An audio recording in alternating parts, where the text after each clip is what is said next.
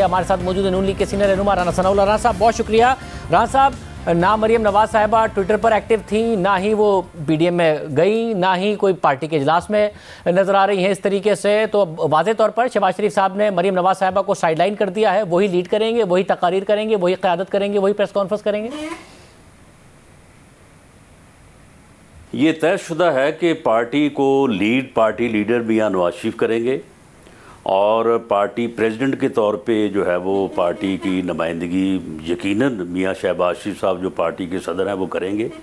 मियां जहाँ तक मरियम नवाज साहिबा का तल्लक है तो उनका एक अपना रोल है, वो पार्टी का एसेट है। उन्होंने पार्टी के लिए बहुत ही मुश्किल वक्त में जब मियां शहबाज शरीफ साहब जेल में थे, हमजा शहबाज शरीफ साहब जेल में थे, मियां नवाज शरीफ साहब बैरून मुल्क थे, उन्होंने एक बड़ा मौसर रोल अदा किया, पार्टी को मुतहर्रिक किया, बल्कि पार्टी को जो है वो ज़िमनी इलेक्शन जो है वो जितवाए।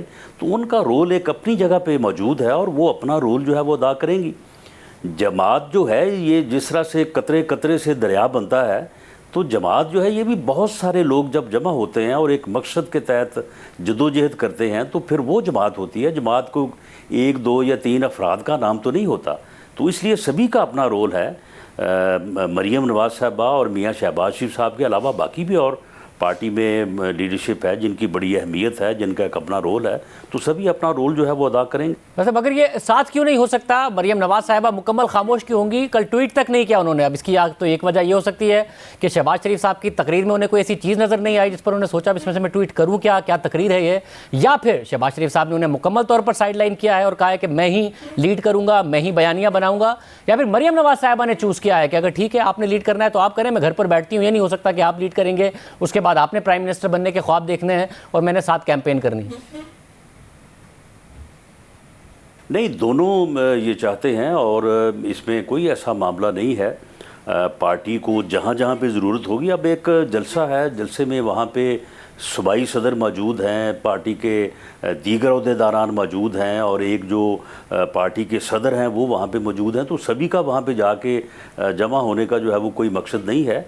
लेकिन जहाँ कहीं ज़रूरत होगी कि एक से ज़्यादा लोगों ने जो है वो पार्टी के किसी भी मकसद के लिए अपना अपना रोल अदा करना है, तो उसमें बाकी लोग भी करेंगे जो सीनियर लोग हैं, और मरियम नवाज शरीफ साहबा भी अपना रोल अदा करेंगी, हमजा शहबाज शरीफ साहब अपना रोल जो है वो अदा करेंगे। सब लोगों ने इतनी मुसीबतें उठाई हैं, इतने मुश्किल से मुश्किल हालात से होके गुजरे हैं, तो इसलिए तो नहीं गुजरे सारे कि जो एक आदमी जो है वो उसको हम जो है वो कहें कि वही जो है वो हर मुसीबत को जो है वो बर्दाश्त करे, फेस करे और बाकी सारे जो हैं वो आराम से घर बैठें। सभी इंशाअल्लाह ताला मैदान अमल में जो है वो अपना अपना रोल अदा करेंगे और इंशाअल्लाह ताला आने वाला जो भी इलेक्शन है या जो भी तहरीक है उसको बड़े मौसर तरीके से जो है सभी अपना रोल अदा करेंगे उसमें। मतलब मुझे बताइए, कल का जो जलसा है उसमें फिर नई हुकूमत के जाने की डेडलाइंस दे रहे हैं, खान साहब के हवाले से डेडलाइंस दे रहे हैं। पहले इतनी सारी डेडलाइंस दी हैं, एक भी हासिल नहीं कर सके, तो ये सीधा सीधा नहीं है। अब आपको भी पता है कि इलेक्शन अभी नहीं होने, 2023 में होना है, और आप अपने आप को सियासी तौर पर एक्टिव रखने के लिए, अपने सपोर्टर को एक्टिव रखने के लिए ये सारे के सारे जलसे कर रहे हैं कि जी सरगर्मी भी रहे, और क्योंकि इलेक्शन अब आप ना हो सकते हैं ना करा सकते हैं। देखें, खुद को एक्टिव रखना भी ज़रूरी है और लोगों को भी जो है वो पूरी तरह से सूरत हाल से आगाह रखना जो है वो भी उतना ही ज़रूरी है। सियासत इसी चीज़ का जो है वो नाम है। और इससे पहले हमने जो जलसों और रैलीज़ का मरहला जो है वो किया, उसके बाद हमें पूरा यकीन था कि अगर लॉन्ग मार्च का मरहला जो है उसको हम करते और लॉन्ग मार्च के नतीजे में पूरी अपोजिशन जो है वो पार्लियामेंट से बाहर आ जाती, तो इसी साल जो है वो फ्री फेयर इलेक्शन जो है वो कौम को मिल जाते और शायद इस वक्त हम जो है उस इलेक्शन की कैंपेन में होते। लेकिन बहरहाल अब उसके ऊपर पछताने का या उसके ऊपर जो है वो किसी को ज़िम्मेदार ठहराने का फ़ायदा कोई नहीं कि उसमें जो है वो दो पार्टीज़ ने जो है वो अपना मौक़िफ़ इख्तियार किया और वो मरहला जो है वो ना आ सका।